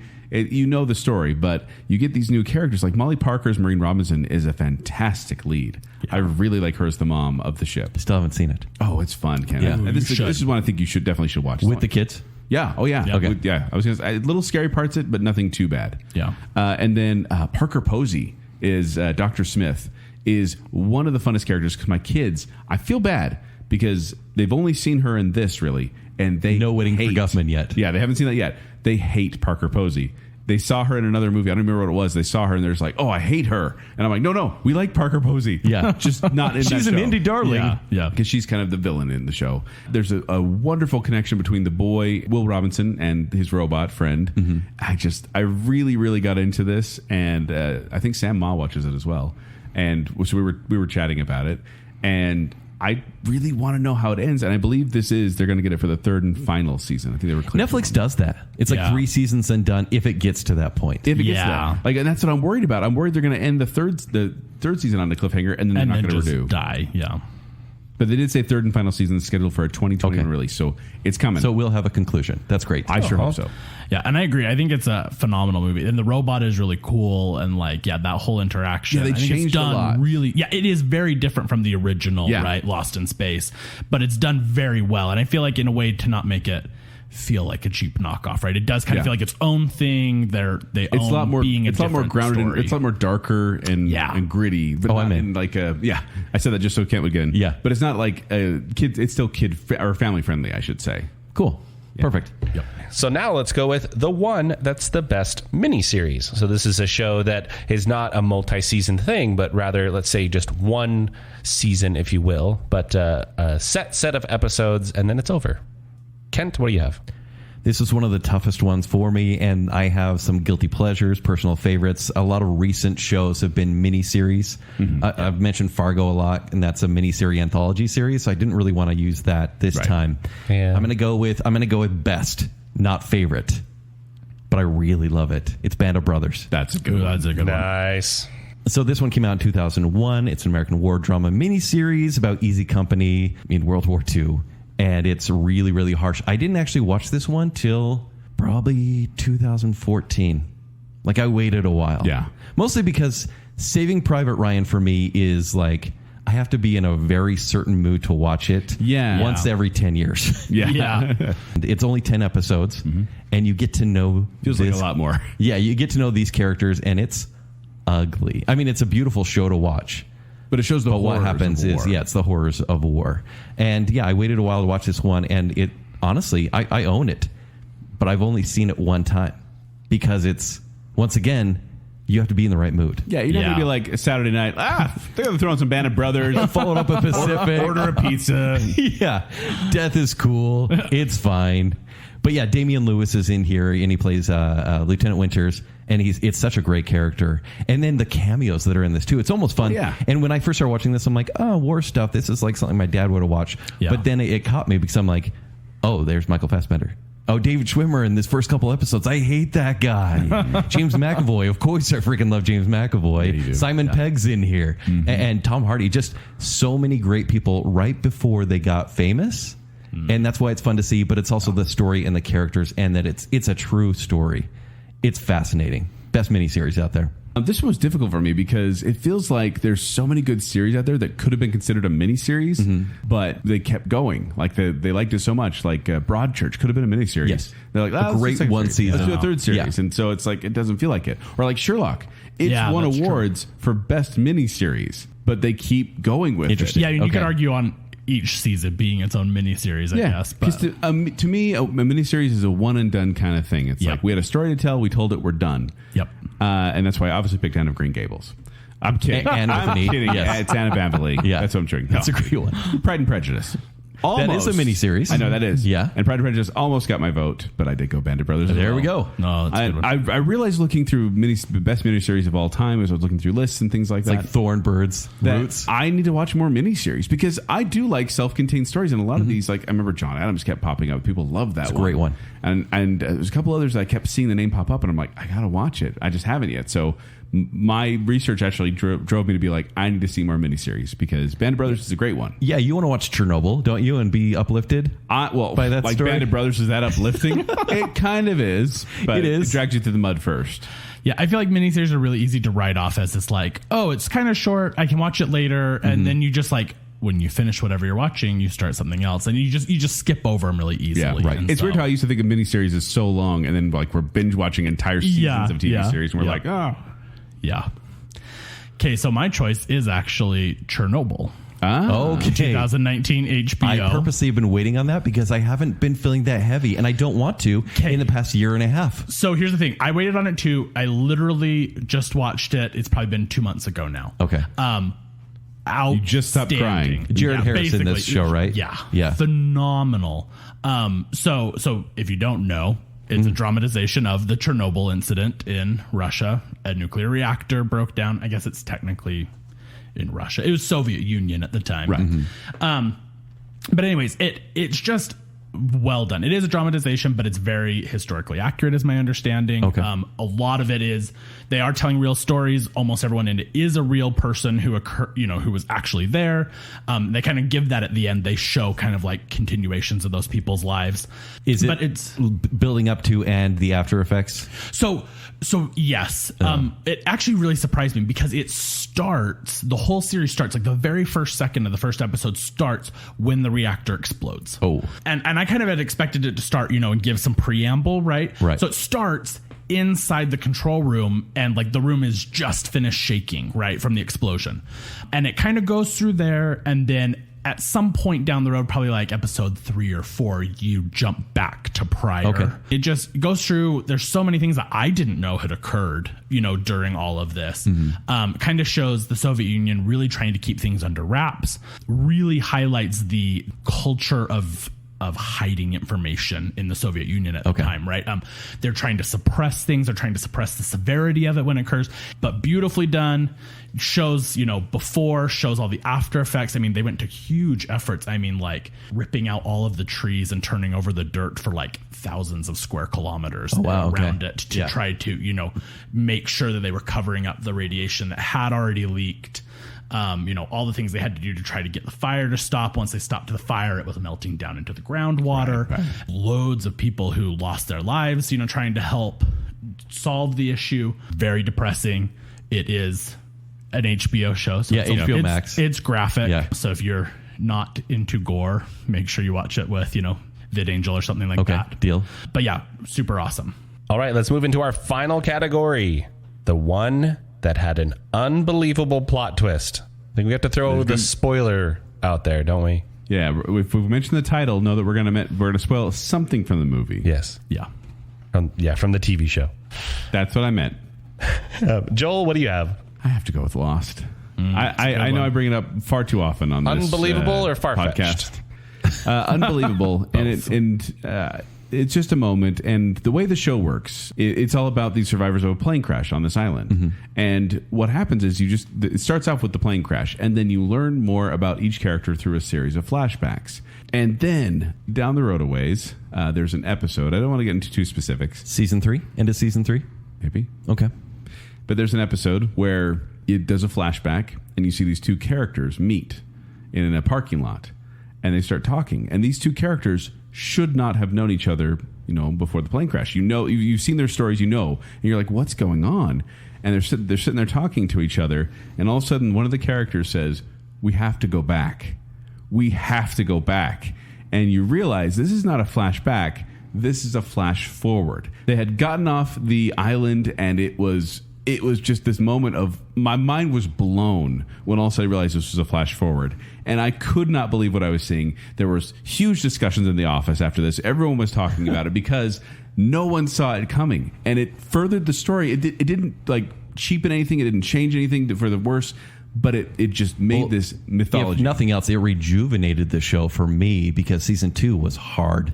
Season 3, it was hard to know what was going on. It's hard to understand. Yeah. And then this moment was like, I'm back in. Yeah, it's like, how did they get off the island? Why do they have to go back? Like, it was this whole thing where I don't know. That moment gave me chills. And even just talking about it now, I'm like, yeah, I got chills again because just seeing him yell, "We have to go back," and suddenly realizing what's going on. Fantastic moment of television. That's why I chose Lost. It's sacred to you. One. It is. Yeah. It definitely is. Okay, my choice is Mr. Robot. Which I am. Are you going to spoil it? I won't spoil it. Because I feel like spoiling it is just too. It's rude because it rips away a lot of the magic. So I am actually still currently watching it, but the first 2 seasons, already have they kind of have this pattern that's happened a couple of times now. So there's probably been easily about 3 or 4 times where they kind of like pull the rug out from under you. Mm-hmm. And I mean, I've, audibly gasped when things happen because it, so the very first happens probably around like episode 7 or 8, you get a rug pulled out from under you where they've led you to believe something is going on and something is true. And you're learning what's going on. You're getting all this backstory. And then all of a sudden, in all of about like 3 seconds, all of a sudden you realize it's not true. And you know, something is totally different than what they led you to believe. I like that we said we're going to spoil stuff, and we're still just like, I'm not going to spoil it. Yeah. I did the same thing. Yeah. It's just, I want to spoil it, but it's so good to experience the first time because they just totally ripped the rug out from under you and you're like, what is going on? And so I was already kind of hooked. And after that very first time where they pulled the rug out from under me, I was sold. And is it still good after that twist? It is still good. I mean, Okay. and they kind of like, because you're just like trying to wrap your head around this as it's still going through the next couple of episodes, you know, and it really changes how you're perceiving even what you've already done in the past, right? So now you're going back and like replaying in your head, wait, how did this actually, you know, what was actually going on when I was being misled? And yeah, it's really good, which I'm a software engineer, and the show actually is in Hollywood and in TV shows and all of that, like when people are like hacking. Oh yeah, you know, I'm almost in. Which I didn't really give a synopsis on it, but it is kind of this group of hackers who are, you know, in this kind of secluded group. They're trying to bring down a big corporation. It's called E-Corp in the show. It's basically like a mega Google, Apple, Facebook all mixed together kind of a thing. And they're trying to Mega take Google, them Apple, down. Facebook was my band's name in college. We got I sued. feel like good yeah, name. you're a lot. I'm of sure. course. Yeah. Especially since, you know, Facebook was probably just brand new then. Yeah. So. Oh yeah. But I mean, it's just a really good show. And the big thing about it, for me, is they had technical people on the shows advising what was actually real, what made sense. They went to like hacking, like conferences and stuff like that to get ideas, the show writers and the actors. And so they actually play out the technical side of it relatively well, which is fun too for those of us who are on that side of it. And so, it's a really, really well done show, and plot twists abound in it and are really good. Okay. Nice. right. I just actually, while you were talking, I added that to my watch list on VidAngel. Nice. Okay, which is also probably should caveat, you probably want to VidAngel it because it is TVMA. There's a lot, mostly gore, but Mostly gore in a hacking show? yeah, I'm into that. It gets a little bloody. And Hacking? there is obviously. Oh, no. Dad joke. Yeah, it's not Saw, but Okay. but yeah, and there's some language, but it is very well done. Okay. All right, Kent, finish us up. What's our last one? I really wish I wasn't the last one here. Yeah. Oof. So let me take you back to 1999. I was finishing up high school, and there would be a lot of times where I'd ditch class, and I'd come home and I'd watch some daytime TV. And, you know, when Maury Povich wasn't on, which was a personal favorite, there was a little show that happened to air right after Days of Our Lives, and it was called Passions. What? What? Yeah. I'm glad you went last. Wow. So Passions, which ran from Ken likes his stories. from 1999 to 2008 on NBC and then finished on DirecTV. We can all look back at the age of soap operas, which are still kind of going. Yeah. Oh, yeah. But they definitely had their heyday from the 70s up until, I would say, the 90s was kind of when people stopped really taking them seriously. But Passions has 2,231 episodes in its run. Wow. And each of these were 40 minutes episodes. long. I don't know why I started watching this, and I really think it was because of the preposterous plots. And because we know what to expect from soap operas, right? They're having a conversation, even though the same person is in the room, and they take multiple episodes to have this one conversation, and it always ends on a cliffhanger every single episode. But Passions added supernatural elements and the most ridiculous things, like, for example, in this town there was a 300-year-old witch named Tabitha, and she had a doll that was named Timmy. And Timmy, she could bring it to life, and it was a little person that they would terrorize the town. In fact, they were responsible for the sinking of the Titanic. Oh my gosh. Wow. I know. Pretty crazy, right? Pretty Yeah. big twist. Early on in the series, it actually got in a lot of trouble because there's this main character, Sheridan, who I had a huge crush on. She was friends with Princess Diana. They kind of set up this friendship, and this was after Princess Diana had died, tragically. And so I just looked Sheridan... at a picture of Tabitha and Timmy, and I'm kind of disturbed right You've now. never seen it or heard of this show? No. Oh, man.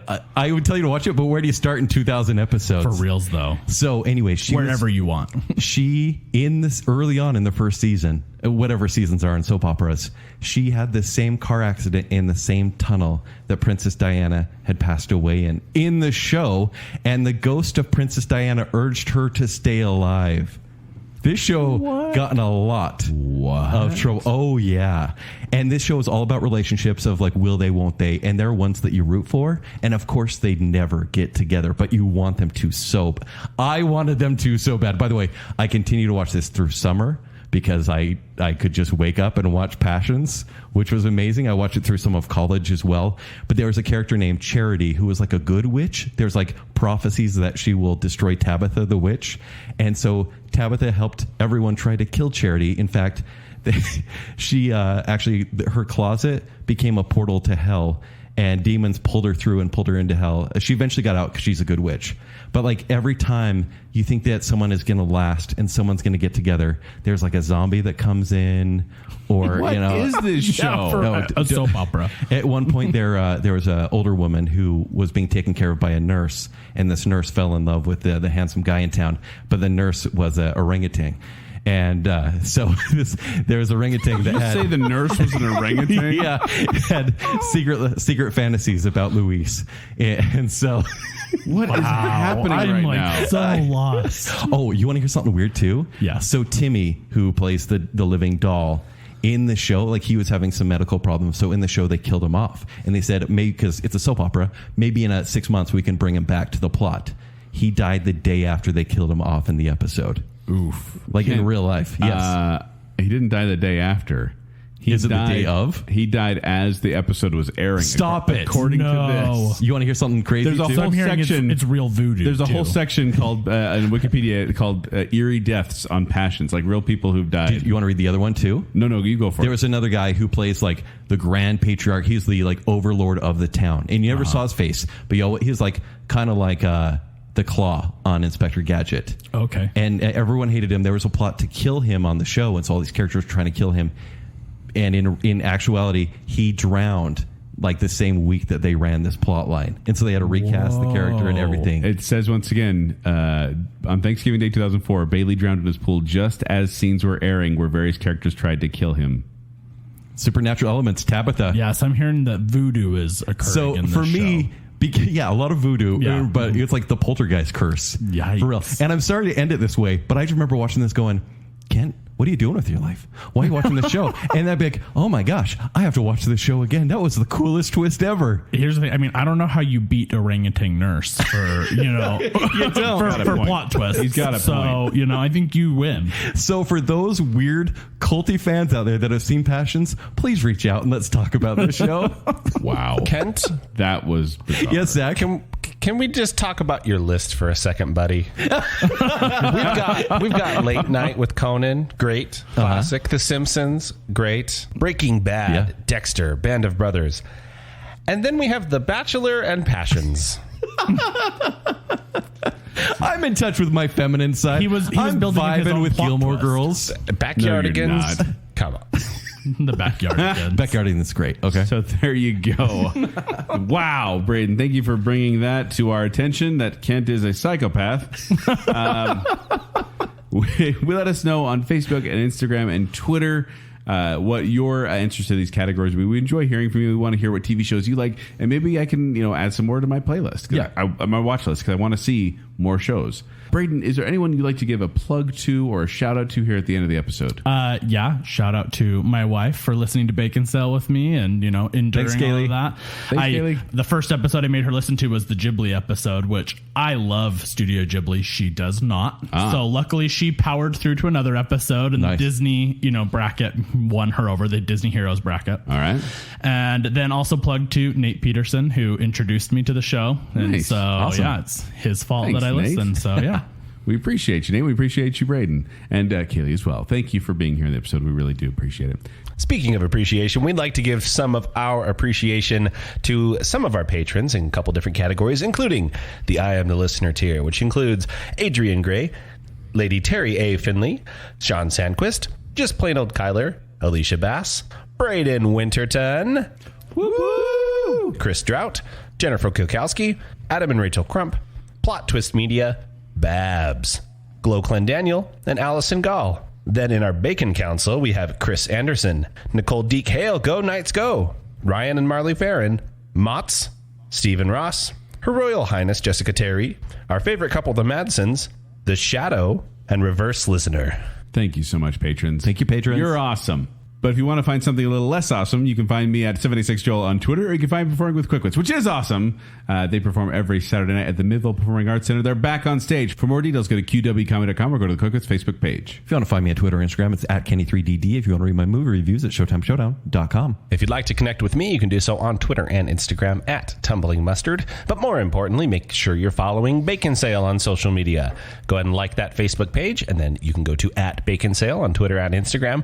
It's a lot of fun on social media, so go ahead and interact with us there. And then while you're doing that, stop by tpublic.com/Baconsale, where you can get yourself some merch. If you want to rep Baconsale, if you want to be a walking billboard for this show, and maybe someone will go, "What's a Baconsale? Are you selling bacon?" And then you're like, "No, it's this cool local podcast." Yada yada yada. tpublic.com/Baconsale. And then if you want to support the show further, you like what's going on here and you want to show some love, you can go to patreon.com/Baconsale, where support starts at just $3 a month, and you can get Bacon Bits, where we talk about all sorts of weird stuff. And then other behind the scenes things. You can get uncut episodes. You can get Joel's notes from time to time. And then, every once in a while, we'll post like a video review or something. So patreon.com/Baconsale. So until next time, after these messages, we'll be right back. It's the dairy sound. One sec, Zach. There's a giant spider in this Joel's room. gonna die. You want me to get rid of it? Do you want to kill it, or are you comfortable with it? I can't. I'm fine with it, but It's up to you. It's right next to I you. think it needs to die. Zach, sorry. There's a giant spider. I watched it run all the way along the All of a sudden, windowsill. I'm talking, and our eyes go. Zach, were you so thrown off about what's going on? It literally was like ready to eat Joel alive. How did you feel when I was like, hold on, There's a giant spider. Now I feel like its fingies on me. Yeah, see that? Yeah, it's gonna crawl all over you. We're gonna be like mid episode. Ted's gonna be mid. Joel says it's calling its dad. Yeah. If that thing has a dad, I'm worried about the size of the dad. Don't talk to me or my son ever again. All right, it's back. Spiders. Third sin. I'm sorry, I sinned again. We're done. now what do we do? Joel, he needs a girlfriend for... People are going to their therapists to talk about the end of Game of Thrones. Okay, well, yeah. Right? Save the cheerleader, yeah. Save the world. The return to innocence. Ancient lamentation music? This one for Golden Globe. I'm gonna go flirt with these girls. This is gonna be freaking awesome. And I missed out on these opportunities to cuddle and watch The Bachelor and reap the rewards that brings. Oh, I just need more of this drama in my life. Sorry, Zach. Cruz was barking, and there's a giant spider. Cruz. Matthew is so divine. Mm-hmm. Ah, Lady Sybil. Mm-hmm. Oh. The Dowager Countess, every time she was on the screen, it was awesome. And I cannot believe I just said that sentence. What I'd like you to do is I'd like you to make a talk. I love it. I get it. a It's great about episode. Jesse. Saved by the Bell is your Snyder cut. Where's your passion level on this one? Up here! Give me pushing daisies! I don't know how you beat orangutan nurse. I gave you a segue, Zach. You could say, speaking of appreciation. Speaking of appreciation, we'd like to give some appreciation. Sorry. That's not cool, Joel. Sorry. You set him up for failure. No, I did.